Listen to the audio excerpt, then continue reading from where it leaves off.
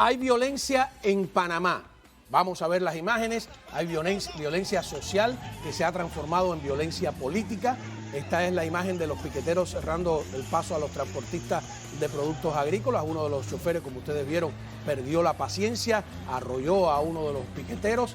Y la mayor preocupación en el Istmo Centroamericano es, por supuesto, el canal interoceánico, que de verse cerrado el paso a los buques mercantes aumentaría el desorden en la cadena de suministros a nivel internacional, pues se trata del único paso que acorta la distancia entre el Atlántico y el Pacífico, porque el otro es el canal de Suez, y eso es del Mediterráneo a, por supuesto, Asia.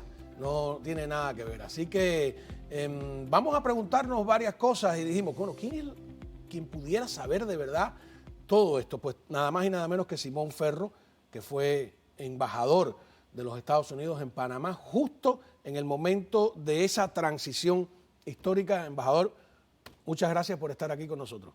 Gracias por la invitación. Así que, a ver, podríamos empezar, yo creo, detallando ese lamentable incidente que vimos allí, ¿no? De qué es lo que sucedió. Hay unos piqueteros, venían con productos agrícolas, yo creo que de Chiriquí, y hacía días y días que no los dejaban pasar, se había echado a perder la leche. Uno de ellos pierde, uno de los choferes, la paciencia, porque dice que lo agredieron, también lo veremos, y le pasa por encima. Es una cosa tremenda. No lo llega a matar, pero es horroroso. A ver. ¡Pasa, pasa, pasa!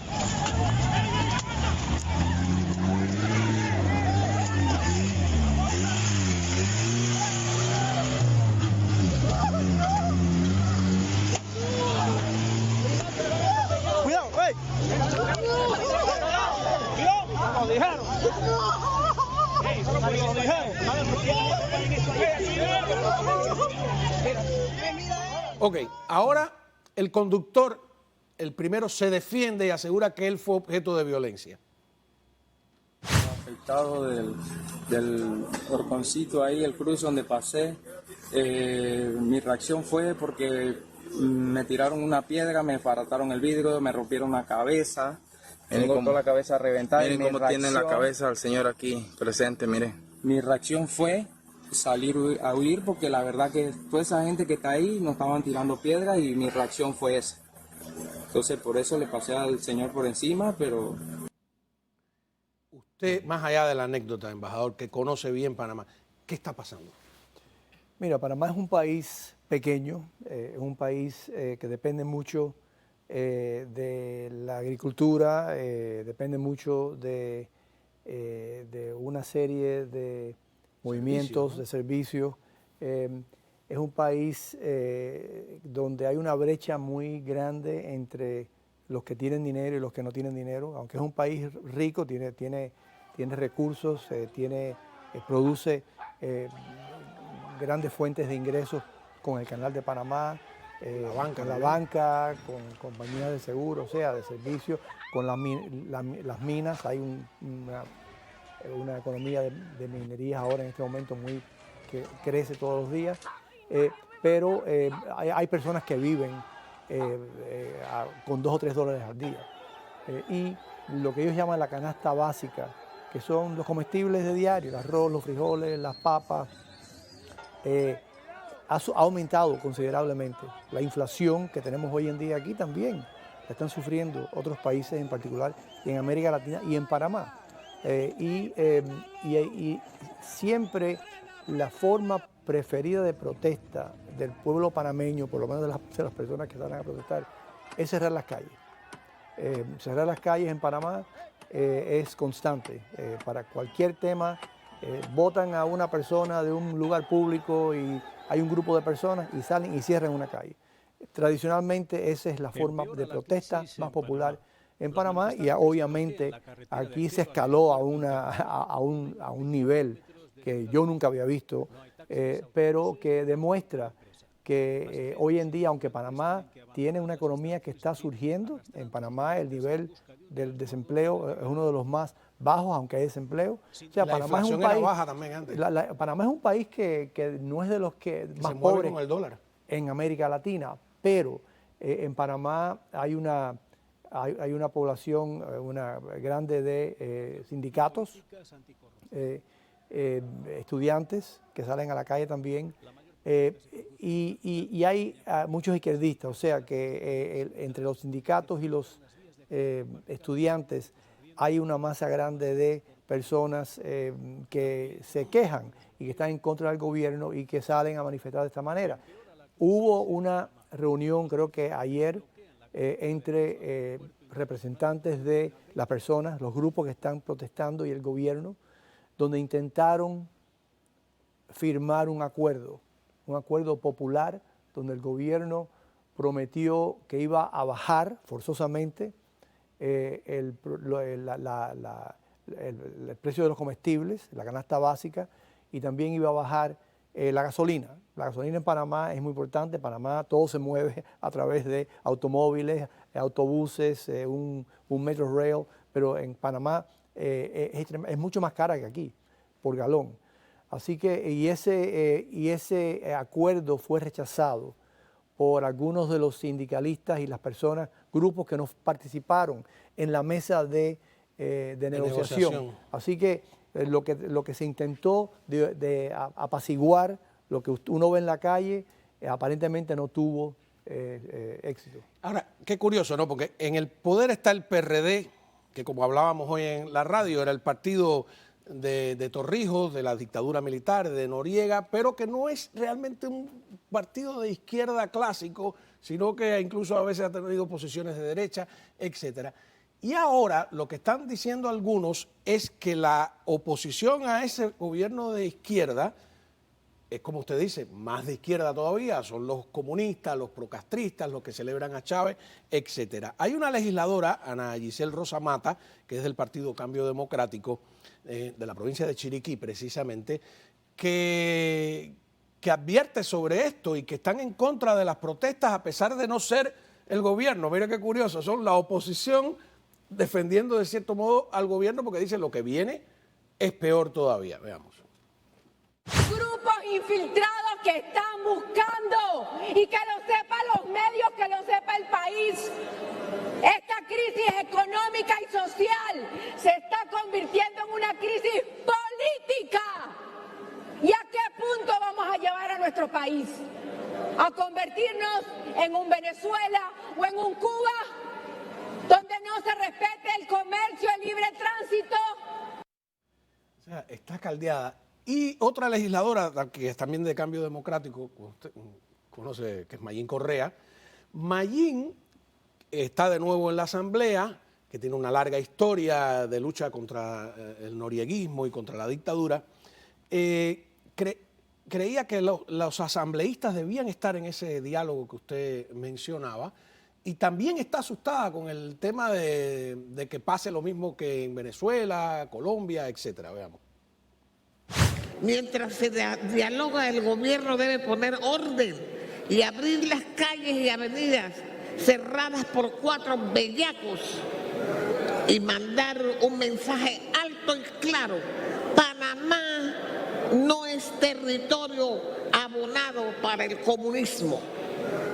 Tiene razón Mayín, no es territorio abonado para el comunismo. Mira, se corre el peligro. No, bueno, hoy en día corre un poco más peligro, pero Panamá, en mi experiencia, y en el tiempo que estuve allá y en que sigo con relaciones con amigos panameños y sigo al tanto de lo que ocurre en Panamá, la historia de Panamá es muy distinta a la historia de otros países en América Latina, por el hecho de que desde que nace Panamá, tiene un socio, tiene los Estados Unidos en parte de su territorio. O sea y la presencia de los Estados Unidos creó un eje de estabilidad dentro de la sociedad. En Panamá no han habido los abusos históricos entre las clases que hubieron en otros países de América Latina y que crearon por tanto tiempo tantos resentimientos sociales. En Panamá hay clases sociales, ¿no? Pero nunca la clase superior o la clase que estaba arriba, la clase de los élites, la que gobernaba, nunca abusaron, en mi opinión, de los de abajo como abusaron en otros países. De nuevo, en gran parte porque los Estados Unidos mantenía el orden social por su presencia y su ejemplo allí. Quería sobre ese tema, porque tengo que irme a un corte, hacerle una pregunta, ¿no?, específica sobre si es cierto y hasta dónde que en los tratados Torrijos-Carter pues hay alguna cláusula que le permita a Estados Unidos intervenir militarmente. Pero antes, a ver, a usted que le gusta la historia, ¿de quién es la siguiente frase? La primera obligación del gobierno es proteger a la gente, no dirigir sus vidas. La respuesta después de los comerciales. Bueno, empezamos con la pregunta que dejamos pendiente en el segmento anterior. ¿De quién es la siguiente frase? Ahí, veamos. La primera obligación del gobierno es proteger a la gente, no dirigir sus vidas. La frase, no es muy difícil, es del expresidente Ronald Reagan, partidario de un gobierno pequeño que no ahogara, según él, a los ciudadanos con excesivas regulaciones, impuestos o controles. Pero el embajador Simón Ferro me dice que realmente la frase más famosa de él es otra, ¿no? Bueno, la que más me gusta a mí, que es una simpática, que es cuáles son las palabras que más miedo meten a una persona, es que le tocan la puerta y le digan: buenas, soy del gobierno federal, vengo a ayudarlo. O vengo a prestarle ayuda. Tremendo, ¿no? Volvamos a Panamá, ¿no? Donde hay un tema con el gobierno, ¿no? Panamá es una economía bastante libre, ¿no? En gran aspecto, sin embargo, no se salvó de la crisis.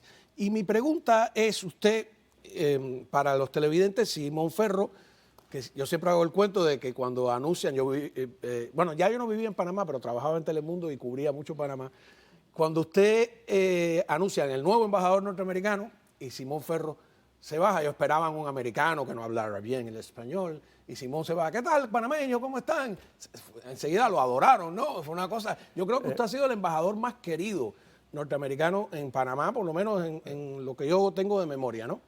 Y le tocó ese momento difícil de entregar el canal, y yo me acuerdo de haberlo visto allí en el acto, incluso donde entregó algunos barcos de patrulla fronterizas, militares, pero aquí había una pelea por eso brutal, ¿no? Eso le costó el poder a varios, ¿no? Lo hubo en el año 77, fue que se firmaron los acuerdos entre Torrijos y Carter. Y 2 años después, en el 79, ese tratado tuvo que ir al Senado de los Estados Unidos para ser ratificado. Y fue ratificado por un voto nada más, 51 a 49.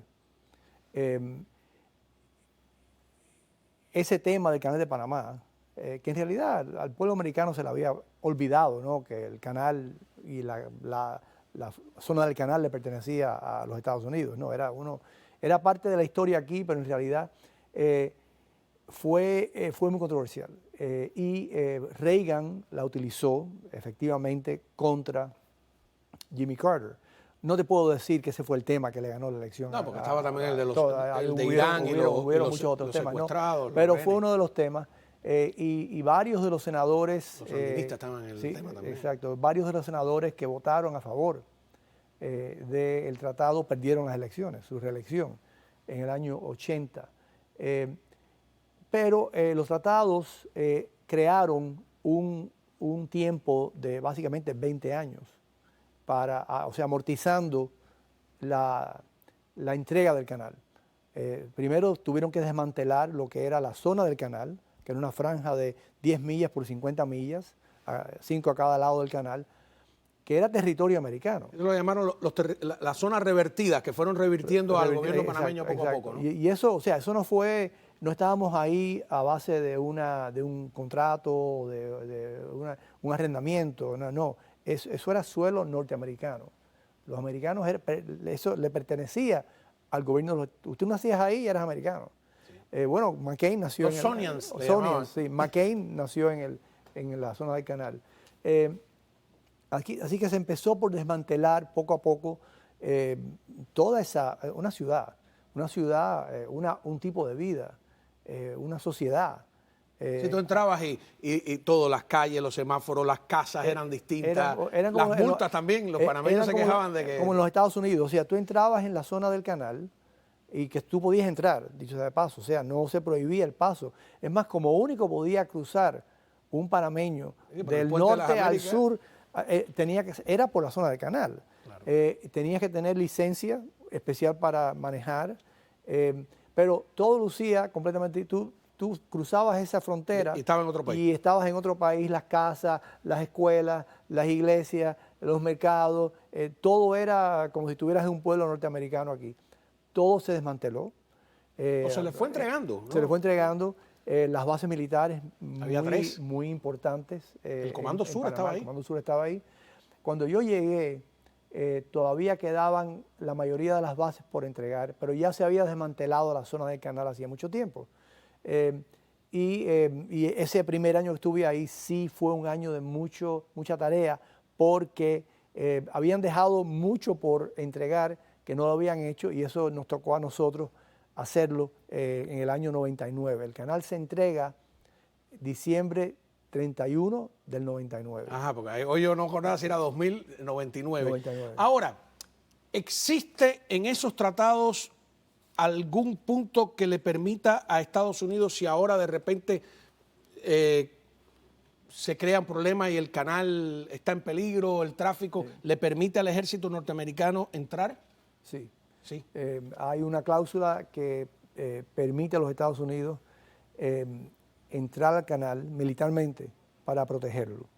En caso de que vaya a caer en manos de una fuerza extranjera o de una entidad o de un gobierno que no lo mantenga libre y neutral. La importancia del canal para el mundo es que siempre ha sido neutral. Los Estados Unidos ha permitido todo tipo de barcos que pase por ahí. En la Segunda Guerra Mundial, los Estados Unidos nunca le negó el paso a naves enemigas, porque lo importante era mantenerlo abierto y no querían que el canal de Panamá Sí, que lo bombardearan los nazis o algo. exacto, que lo destruyeran. El canal de Panamá es una joya. es una joya y no es fácil de defender. Una última pregunta, porque se me acaba lamentablemente el tiempo. Estaríamos aquí hablando de Panamá, ¿no? Somos medio panameños los dos, en ese sentido. Es mentira eso de que los chinos están controlando el canal, ¿no? Una mentira completa. Los panameños controlan el canal, los chinos No lo han nunca. hecho mal. Y no lo han hecho mal. Sí, la inversión china sí ha aumentado enormemente en Panamá, como ha aumentado en otros países de América Latina. Y lamentablemente rompieron relaciones con Taiwán de un día exacto. para otro. Y eso sí es de gran preocupación para la seguridad de los Estados Unidos. Cómo no. Muchísimas gracias, embajador. Tiene que regresar por acá y Gracias. conversamos un poco más sobre todo. Pero